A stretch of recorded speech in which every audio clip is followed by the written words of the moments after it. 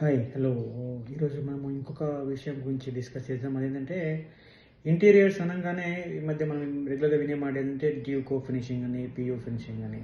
So చాలామంది confusion ఉంటుంది, అసలు డ్యూకో అంటే ఏంటి, పియూ అంటే ఏంటి అని. డ్యూకో అంటే నథింగ్ బట్ అది ఒక సింగిల్ కాంపోజిషన్ కలర్. పియూ వచ్చేసి డ్యూయల్ కాంపోజిషన్ కలర్.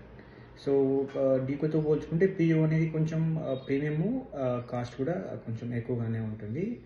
మనం ఎప్పుడైతే మ్యాట్ ఫినిష్కి వెళ్దాం అనుకుంటామో అప్పుడు డ్యూకోకి వెళ్తే మేలు. అది కొంచెం లుక్ వైజ్ చాలా బాగుంటుంది.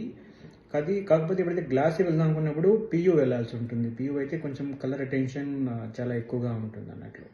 సో కాస్ట్ కొంచెం ఎక్కువ పడుతుంది, బట్ లుక్ నైస్. అండ్ ఈ డ్యూకో కానీ పియూ కానీ చేయించేటప్పుడు సిఎన్సీ కటింగ్ కొందరు సిఎన్సీ చేయించి డ్యూకో పియూ చేస్తుంటారు. అది ఖచ్చితంగా హెచ్డిహెచ్ఎం అనేది చేయిస్తే చాలా బాగుంటుంది, rather than what is a this MDF.